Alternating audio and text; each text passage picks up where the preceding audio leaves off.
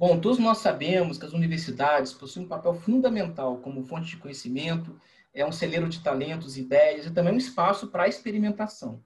Estamos aqui com o Rafael Nasser, ele é coordenador dos programas de inovação na PUC-Rio. Então, Rafael, nesse novo cenário de inovação, as universidades começaram a preparar mais o lado empreendedor dos jovens, indo muito além assim, do conhecimento técnico e teórico. E também muitas das grandes inovações que a gente utiliza hoje em dia nasceram dentro de grandes universidades, né? Como é que você vê o papel da academia nesse novo cenário de inovação, né? Que é um cenário de tecnologia, de diversidade e de negócios também? Muito legal. Primeiro, muito obrigado aí pelo convite, Daniel. Sempre é um prazer de compartilhar um pouco do que está acontecendo na universidade, de conectar a universidade com o ambiente corporativo, né? Eu acho que isso é fundamental. É uma das principais bandeiras que a gente tem dentro da PUC do Rio de Janeiro, promover exatamente essa cooperação, essa troca, né? Porque o ambiente acadêmico, como você colocou muito bem, a gente está ali fazendo a teoria, está experimentando, mas a gente precisa também de ter essas provocações, de entender um pouco do dia a dia das empresas, e essa mistura ela é muito positiva. Em primeiro lugar, sem dúvida, como você colocou, né, ali é o berço dos talentos, né, onde a gente forma as pessoas. Então, formar essas pessoas com esse olhar para esses novos desafios, um mundo mais ágil, um mundo mais sabendo lidar com a tecnologia no seu dia a dia. Então, a gente não tem mais aquela verdade que a tecnologia é uma área isolada, né? A tecnologia está cada vez mais pervasiva dentro das organizações. Então, uma primeira adaptação é trazer esses conteúdos, trazer essas experiências para dentro do seu dia a dia, seja com disciplinas, mas mais do que isso também trazer cenários de experimentação. Então, conectar a universidade com empresas para que elas tragam seus desafios para dentro da universidade, porque com isso ela pode formar talentos ali também e estreitar essa relação. E uma coisa que você falou que eu acho muito interessante é que essa mudança também, o ensino ficou muito mais prático, né? E eu tive com vocês lá, eu vi que vocês usam muito aquelas metodologias que são orientadas a desafios práticos, né? São challenge-based learning, né? Você pode explicar um pouco melhor como isso funciona e qual é o resultado? De forma muito clara, assim, a gente tem uma geração que anseia pelo ensino mais ativo, né? É um processo de aprendizado que não é só aquele de vamos aprender hoje cálculo, porque daqui a 10 anos você vai precisar disso, né? A gente sabe que essa juventude não está conseguindo ficar nem 10 minutos prestando atenção, às vezes, em algumas coisas, quanto mais ter essa expectativa tão de longo prazo.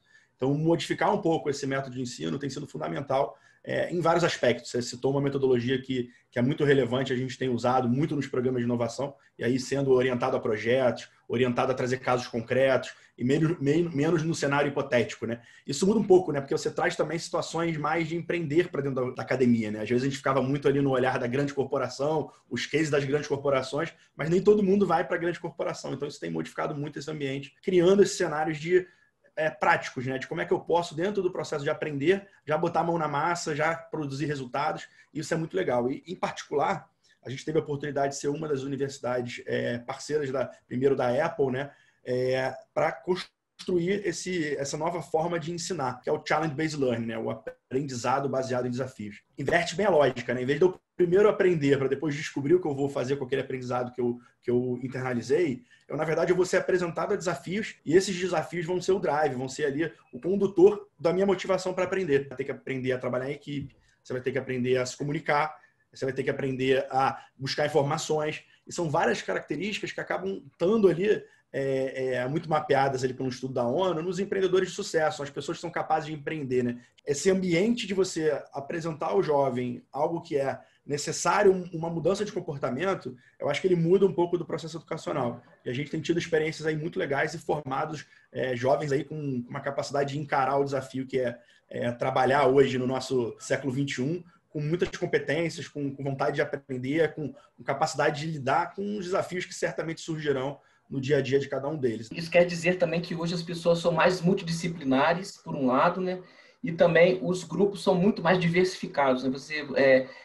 Qual a necessidade de a gente explorar a diversidade para que a gente consiga construir inovação? A gente trabalhar com pessoas que são iguais a gente, todo mundo vai pensar igual, e se pensar igual, quem é que vai fazer o contraponto? Quem é que vai trazer a visão diferente? Quem é que vai nos questionar? Porque se a gente fica numa zona de conforto, a gente não aprimora, né? A gente vai se acomodando. Somos todos seres humanos, a gente sabe muito bem disso. A gente evolui, a gente consegue construir coisa nova quando a gente é colocado ali naquela situação em que você não está acostumado a lidar. Não à toa que a gente, exatamente nesses programas, tenta fazer um choque da realidade de diferentes cursos. Você tem ali uma formação em engenharia, você aprende a lidar com o problema, você já pensa a solução, cara, você nem ouviu o problema todo, você já está pensando em solução. Você tem do outro lado ali curso de designer, que está todo olhando a experiência, se colocando no lugar do usuário, tem toda uma construção numa linha. E aí você pega alguém de psicologia, pô, uma formação completamente diferente. Bota esses 3 elementos aqui como exemplo, né? Poderiam ser outras formações, para pensarem juntos sobre um desafio, cara, vão vir perspectivas completamente não previsíveis, né?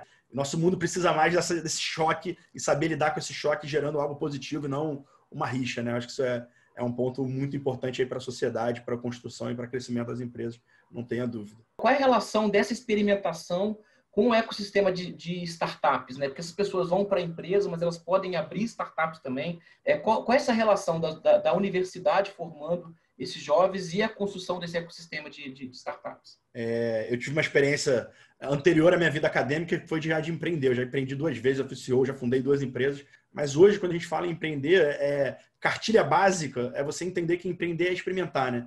Para você ter sucesso como empreendedor hoje, você precisa dominar e estar aberto a esse processo de experimentação. É ter suas hipóteses, suas ideias, vamos colocar assim, é colocar ela em prática, construir coisas para que você possa botar na mão das pessoas para elas entenderem o que você está falando e conseguir coletar informações desse processo de experimentar, de lidar com as suas ideias.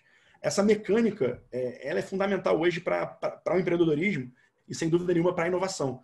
A gente não faz inovação hoje se você não souber dosar isso com muita clareza, esse processo de experimentação, senão ele vai ser uma jornada muito mais tortuosa, muito mais sofrida, vamos colocar dessa forma. E o que eu acho? Assim, a universidade ela tem no seu DNA um espaço de experimentação muito favorável.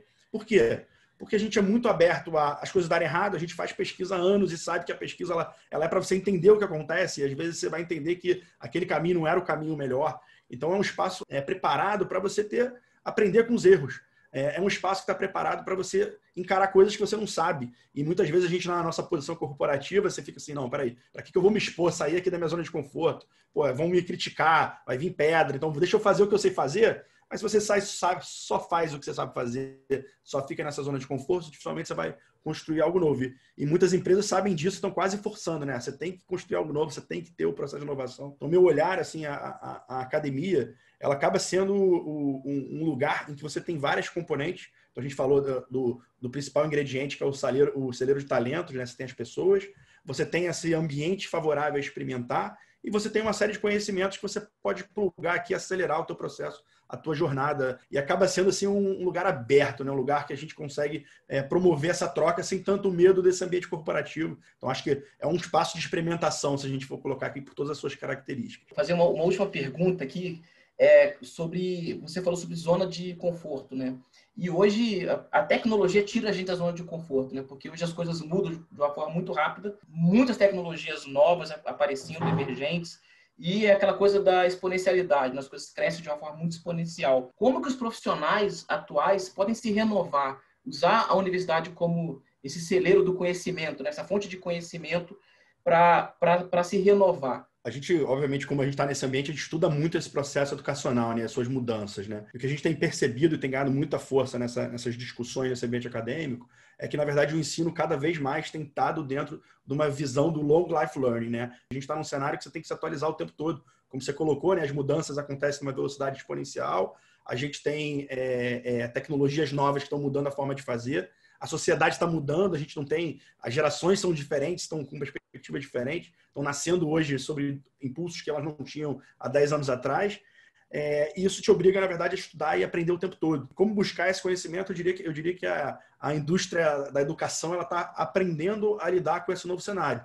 É óbvio que o modelo de curso ainda é um modelo estruturado, ele vai te dar uma formação sólida e ele vai dar saltos ali ao longo da tua jornada, mas não pode ser só isso, né? A gente precisa ir além. A gente precisa conseguir criar uma atmosfera, um ambiente em que essa educação flua mais de forma natural no dia a dia das pessoas. E se a gente ficar parado aí, já me incluo nessa, quem já está há mais tempo aí no mercado profissional, cara, a gente vai ser atropelado. Então a gente precisa se atualizar o tempo todo. Então a gente tem experimentado aí, a palavra é bem essa mesmo, experimentado um monte de possibilidades, criado canais para entregar conteúdos, cápsulas de conhecimento, um espaço que, na verdade, as pessoas vão trilhar de acordo com seus interesses, então não é mais aquele roteiro que alguém diz aí o que você tem que fazer, você vai buscar aquilo.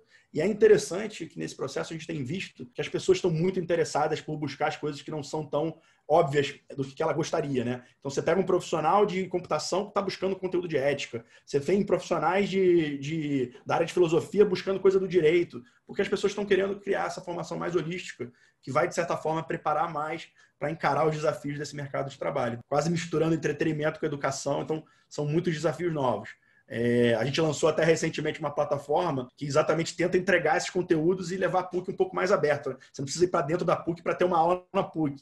Então, como é que a gente tem essas experiências? Então, eu diria que é um cenário novo, uma pergunta difícil aí, mas que a gente está tentando experimentar para achar caminhos nessa nova realidade de tornar esses profissionais atualizados e entrar na vida deles de forma mais fluida, né? Tanto nós quanto as empresas, a gente precisa da universidade para a gente estabelecer essa relação com o jovem, né, que está se formando. Queria abrir para você deixar o último recado para a turma aqui. A tarefa de quem está do lado aqui da academia, ela não é o detentor do conhecimento, o saber está só aqui. Eu acho que o conhecimento se constrói muito nessas conexões e isso que é o que torna talvez tão legal aí a gente ver como a universidade e a empresa têm uma simbiose e podem gerar coisas muito legais juntas. E se você tem alguma dúvida, tem alguma pergunta, quer fazer algum comentário sobre o tema, use o espaço abaixo e responderemos em breve. Continue no SET Experience Academy.